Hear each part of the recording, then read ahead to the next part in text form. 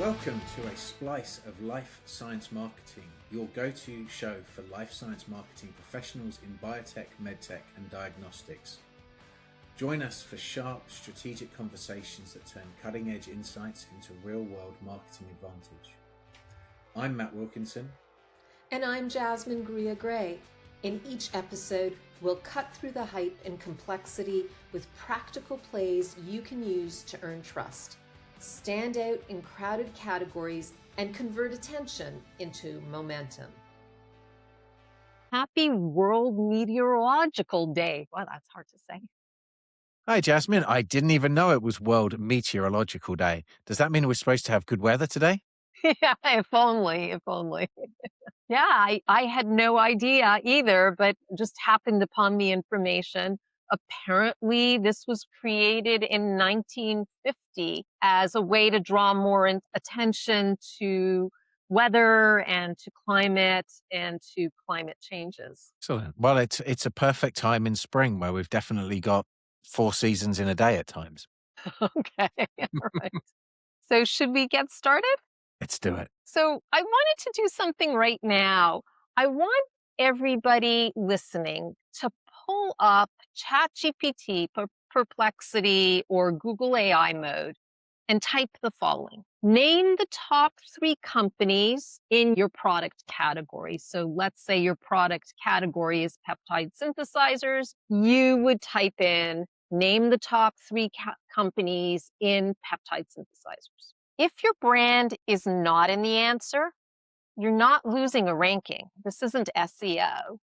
You're not losing a click. You're being skipped entirely before the researcher even considers their options. That's what you, Matt, call the unconsidered set.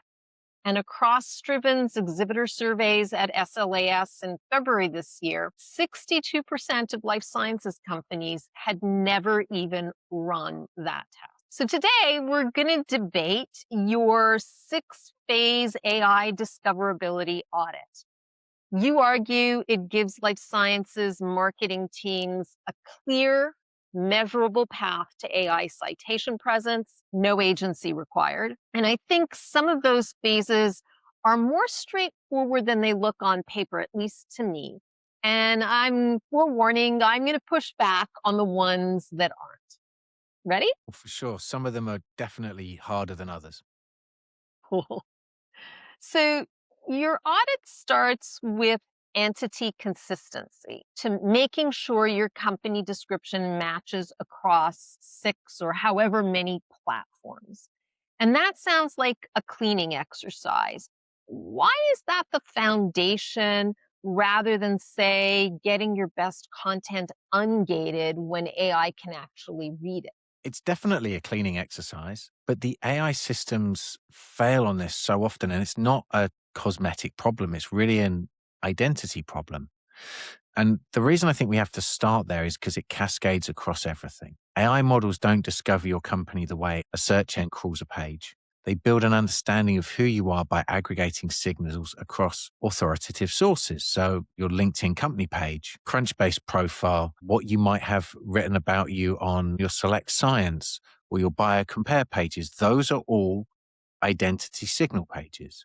And if they're different, the AI doesn't know how to categorize you. And it's really interesting that over time, when we're talking about that sort of branding and positioning, so fundamental marketing practice of who are we, what do we stand for, what is the value that we deliver to our customers, if that is confused, the AI gets really, really confused. And so that's why it's so important to start there and make sure that AI can understand what it is you stand for. Okay, so I hear the logic and the attribution risk being real, but here's where I want to push back a bit.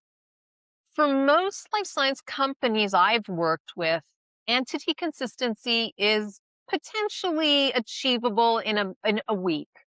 Your website, you have control over that. Your LinkedIn page, you have control over that. Crunchbase, those are all editable.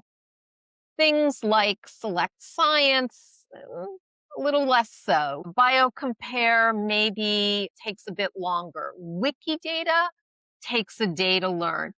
This isn't a 6-week project. It's a focused afternoon with the right person. If the audit positions entity consistency as phase 1 out of 6, it risks giving marketing teams permission to spend 3 weeks polishing their Crunchbase entry while their best scientific content sits behind a gate that AI can't read. The content accessibility problem in phase 2 is structurally harder and strategically more important for most brands in our sector. And a company with a clean entity profile and all its authoritative gated data and information is less visible than a company with a slightly inconsistent profile and 3 ungated pieces of content. I would argue phase 1 and phase 2 should run in parallel, not sequentially.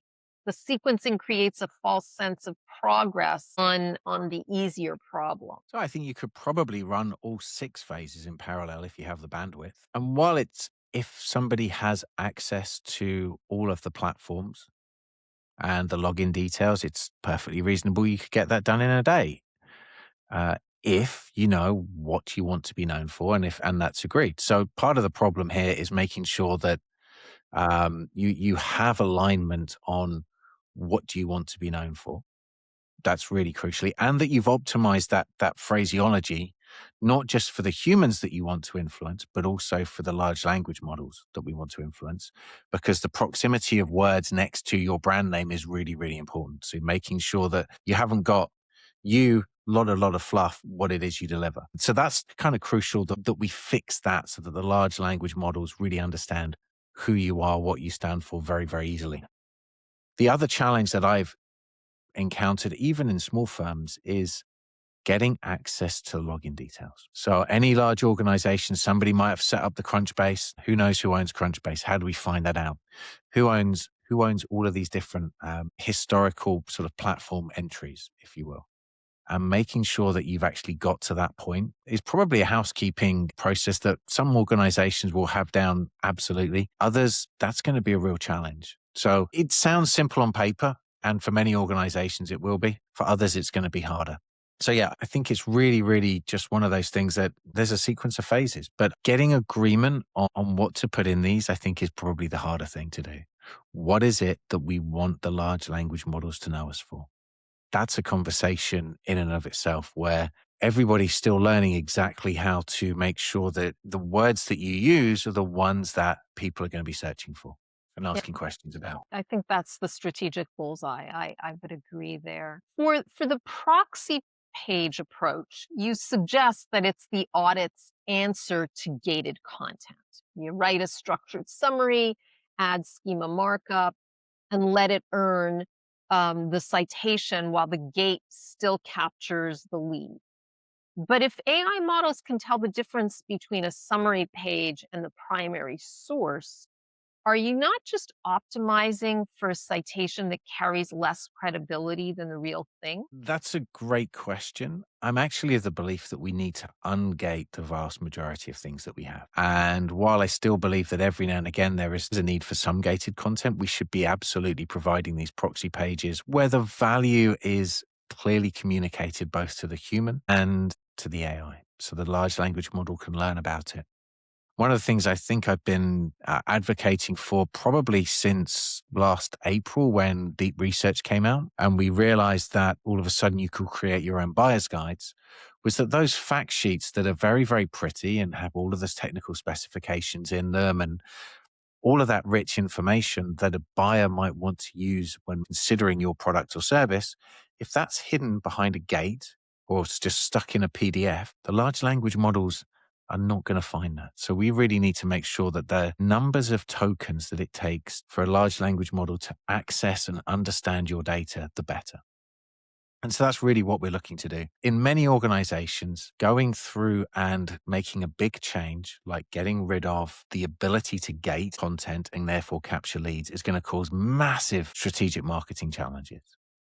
That's quite a big change in terms of how is marketing measured. If all of a sudden you lose one of your key sources of being measured, your key KPI, that's going to cause some nervousness. That's a bigger discussion. But if you're going to be getting to a point where the large language model can at least understand what's behind that gate better, that's important. So it's a halfway house that works from what we can tell so far. But is it the ultimate and the best case scenario? No, the best case scenario is make everything free to everybody and do such a good job that you don't need to collect names and have that contractual information. Here's some information, give us your details. We're going to now nurture to you. Just want to make the experience so good that people just can't say no to buying. In fact, actually, you don't even have to ask. They just come and they just say, "Take the money." Yeah, I don't know that I've had that experience in the life science tools industry, but One can you dream. never know. One can hope. So I get what you're saying from a mechanistic perspective. My concern is more one about expectations. So here's the scenario. A researcher who gets your proxy page cited in an AI answer and clicks through expects to read the full document, whether it's a publication or the buyer's guide, whatever it happens to be. When they hit a gate, the experience depends entirely on how much they want the data. For a known brand with an established reputation, they may likely fill in the form. For a brand they've never heard of before, which is precisely the set scenario, it's going to be, I think, a challenge. The gate is a trust barrier they're being asked to cross with no relationship. You've used AI visibility to get into the consideration set. Good on you. Then the first meaningful interaction the researcher has with your brand is a form. That's a difficult moment and almost a broken trust. I'm not saying that the proxy page approach is wrong. I, in fact, have used it myself, especially when it comes to peer-reviewed publications that are also behind a gate or a subscription gate. It's probably the best available option for some gated content. But the audit presents it as a clean solution when it's actually, in my mind, more of a trade-off. It's definitely a trade-off. I firmly believe, however, that these are two kind of separate philosophical challenges. One is, should we be gating content? If so, how much? That's a big challenge for many organizations to change. Changing how they approach that, changing how they're therefore going to measure the effectiveness of marketing. So on one hand, we've got a big structural change in terms of what this means for marketing versus a structural change which is actually pretty minimal. It's an easy lift to be able to make the case of, hey, we just need to create a proxy page that's going to give a few bits of information that's just going to give a richer experience to the large language models. So we're part of that consideration. And the thing is that if those gates exist already, we're not putting anything extra in the way. I'm definitely not advocating for gating more content. What I'm actually trying to say is here's a halfway house between completely ungating and still having a gate in place, but making sure we're still able to do some marketing to the large language models and therefore the humans that are reading the outputs. So would you advocate that marketers maybe should run a pilot for 4 months and take some currently gated content fully ungated, take some currently gated content and create a proxy page? So it's not necessarily just ungating the content. So the gate typically stands as being, here's a form, give us your information, and then we tend to deliver you a PDF. If you just remove the gate, you've still got the button there or whatever the engagement thing is, and then you're still delivering the PDF. What we need to do is to elevate the key information out of the PDF and put it in something that is more machine readable at scale by the large language models. Of course, large language models can read PDFs, but if they're just searching for information, we already know that if a page doesn't load quickly, they move on. So this is what can we do to reduce those barriers for the large language models. The gating of content itself, I'm a big advocate for ungating as much as possible, but that's a different philosophical question that can quite often involve an entire marketing department, rewrite entire marketing strategies and disrupt how the entire function is measured. So this is trying to be a practical and sensible halfway house that's still going to improve your AI discoverability without impacting the existing how you go to market. So the audit recommends querying 5 AI platforms with 10 questions per platform every 90 days and building a tracking log.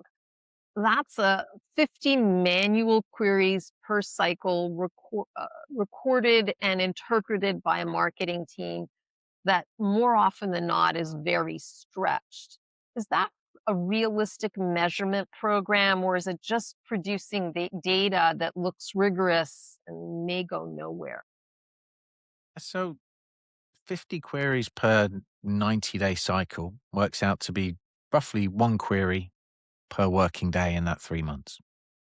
That's pretty easy to be able to achieve. Of course, you could do it much quicker. With some tools, you might be able to automate those searches. With others, it's harder. We have to be careful that when we're running those searches, we're not overly biasing the results by using models in which we're working a lot in as well, because that can influence the results. We know that if I already search a lot for a particular brand, let's just say I'm really interested in Apple and I ask lots of questions about different Apple products. If I then ask for something that's related that Apple sells, it's more likely to show me that something from Apple because it's already recognized that I'm interested in the brand. So we have to be quite careful about that. It's a bit like when you're running searches on Google, depending on where you are because of your location tags, you often will get different results. Some because you're doing local SEO optimization, others because you're optimizing for the distributor in Germany rather than the distributor in the UK or in the US. And so that's a really important point to be aware of. And so it's really about looking at how are things changing over time.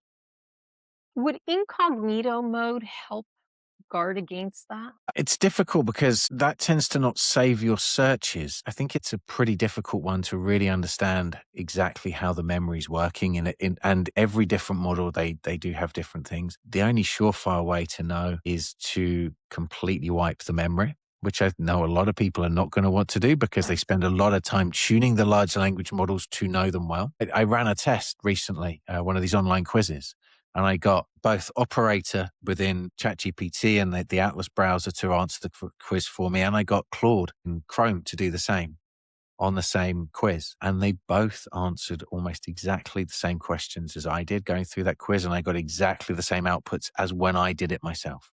Hmm.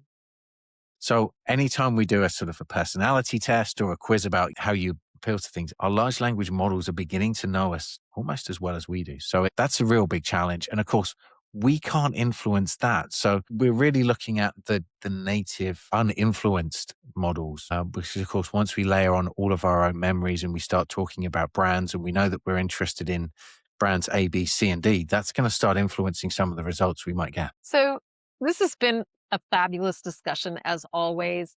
I think the audit is the right structure. The 6 phases, clear diagnostics, scoring rubrics, you can run without any outside consultancy. My challenges were about sequencing, about being honest with teams on the proxy page trade-offs, about tightening the monitoring cadence. None of those are arguments against doing the audit.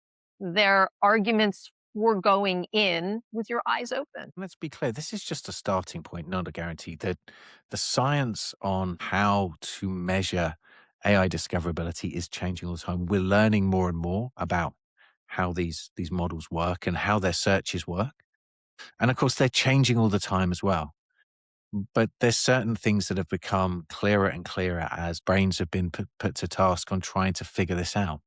And as more and more people use large language models as part of their decision-making process, as part of searching for information, the importance of getting this right early on is really important. And I would stress that many of the bots are dual use. So many of the bots that go out and perform the web searches, when they find the information, they're not just finding information to deliver to you or I.